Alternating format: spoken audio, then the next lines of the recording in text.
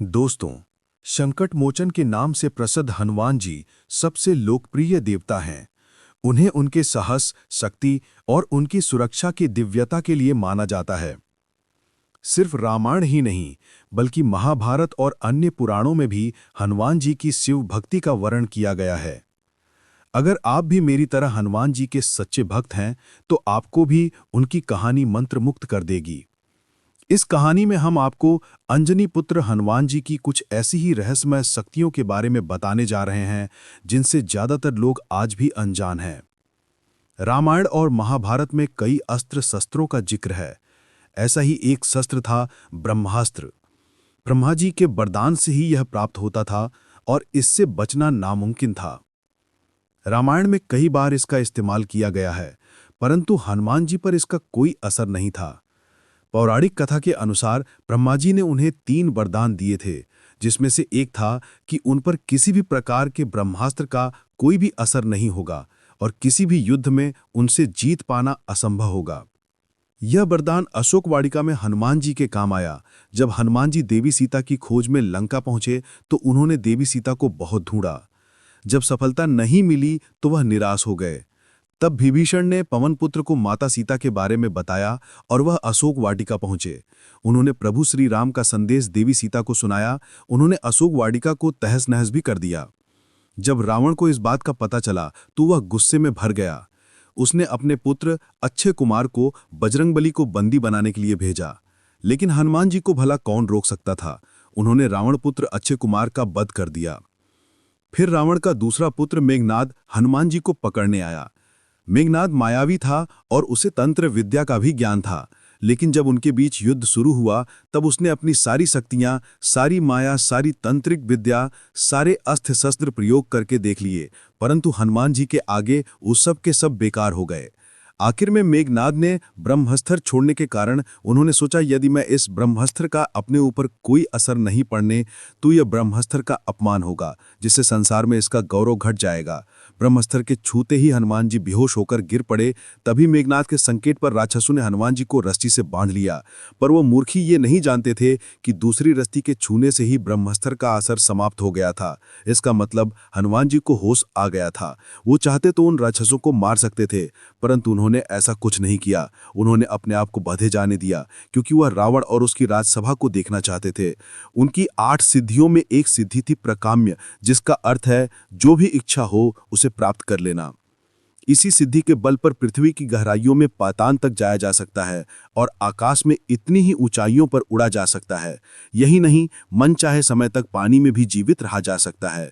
रामचरितमानस के अनुसार प्रभु श्री राम के साथ युद्ध के दौरान जब रावण का बेटा मेघनाद मार दिया गया, तब रावण ने अपने भाई अहिरावण से मदद मांगी। वह पाताल का राजा था और जैसा चाहे वैसा रूप ले सकता था। उसने श्री राम और लक्ष्मण का अपहरण करने की साजिश रची और इसके लिए अहिरावण ने रात का वक्त चुना। जब पूरी वानर सेना सो रही थी, तब उसने विभीषण का रूप लेकर श्री राम और लक्ष्मण को अगवा कर लिया।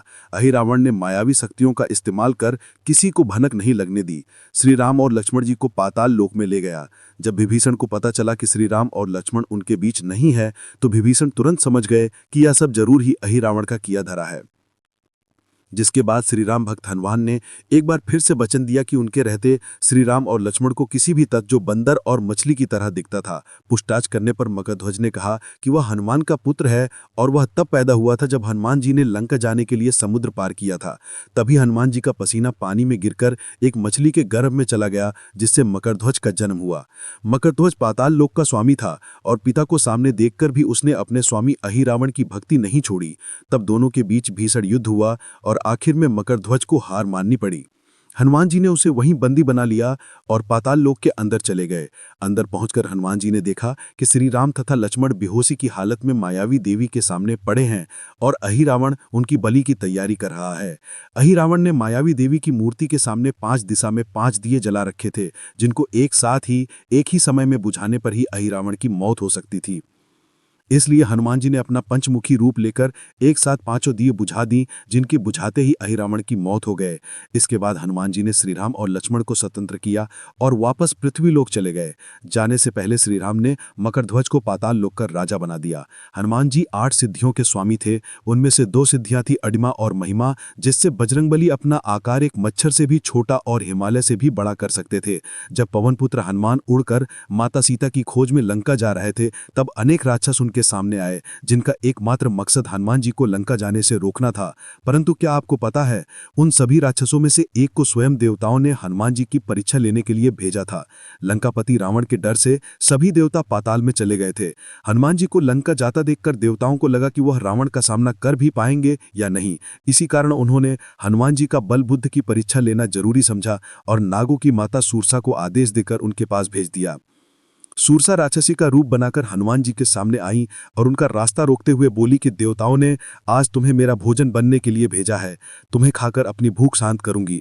जिस पर हनुमान जी बोले, देवी, एक बार मैं प्रभु श्री राम का काम पूरा करके वापस आऊंगा, फिर आप मुझे खा लेना, लेकिन अभी मुझे जाने दीजिए। पर जब वह बहुत मनाने पर भी नहीं मानी तो हनुमान जी ने कहा, अच्छा ठीक है। हनुमान जी की बात सुनते ही सूरसा ने हनुमान जी की ओर अपना मुंह खोलना शुरू कर दिया। यह देखकर हनुमान जी ने खुद को उसके मुंह का पूरा दुगना कर लिया। इस तरह सूरसा और हनुमान जी दोनों अपना अपना आकार बहुत विशाल कर लिया। तभी हनुमान जी ने अचानक से छोटा सा रूप धारण कर लिया और सूरसा के मुंह से घुसकर सुरंदे बाहर निकल आए। उन्होंने आकाश में खड़े होकर सूरसा से कहा, माता, देवताओं ने जिस काम के लिए आपको भेजा था वह पूरा हो गया है। अब मैं भगवान श्री राम के कार्य की अपनी यात्रा पर आगे बढ़ता हूँ। सूरसा हनुमान जी की चतुराई से प्रसन्न हो गई और आकर उनके सामने अपने असली रूप में आ गईं और आकर कहा, महावीर हनुमान, देवताओं ने मुझे तुम्हारी परीक्षा लेने के लिए ही भेजा। तुम्हारी बल बुद्धि की बराबरी करने वाला तीनों लोकों में कोई नहीं है। तुम जल्द ही भगवान श्री राम के सारे कार्य पूरे करोगे, इसमें कोई संदेह नहीं है, ऐसा मेरा आशीर्वाद है। जिसके बाद सूरसा रास्ते से हट गई और हनुमान जी अपने लक्ष्य की तरफ बढ़ चले। हनुमान जी का वज्र कठोर शरीर जब सूर्य को फल समझकर निगलने पर इंद्रदेव ने हनुमान जी पर वज्र से पहाड़ किया, तब पवन देव ने क्रोधित होकर धरती की सारी हवा बंद कर दी। तब इंद्रदेव ने हनुमान जी को वज्र के जैसे कठोर होने का वरदान दिया और तभी से हनुमान जी बजरंगबली कहलाने लगे। यह घटना हनुमान जी की बाल्यावस्था में घटी थी। एक दिन वो अपनी नींद से जागे और उन्हें बहुत तेज भूख लगी थी। तभी उन्होंने पास की एक वृक्ष पर लाल पका हुआ फल दिखा और वह उसे खाने के लिए निकल पड़े। हनुमान जी जिसे लाल पका हुआ फल समझ रहे थे, वह सूर्यदेव थे। पवन पुत्र होने के कारण हनुमान जी के पास उड़ने की शक्ति पहले से ही थी, इसलिए वो अपनी भूख मिटाने हवा की रफ्तार से सूरत की ओर बढ़ने लगे।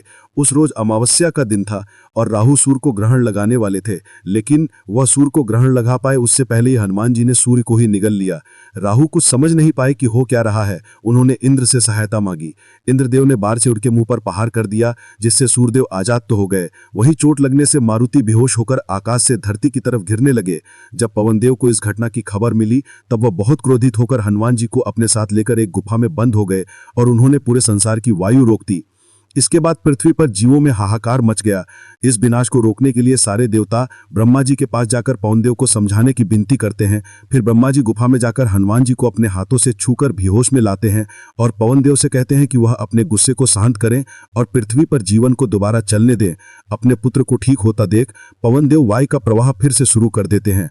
इसके बाद ब्रह्मा जी ने देवताओं से कहा, यह कोई साधारण बालक नहीं है, इस बालक का जन्म देवताओं के कार्य पूरे करने के लिए हुआ है, इसलिए यही उचित होगा कि सभी देवता इसे अपना वरदान दे।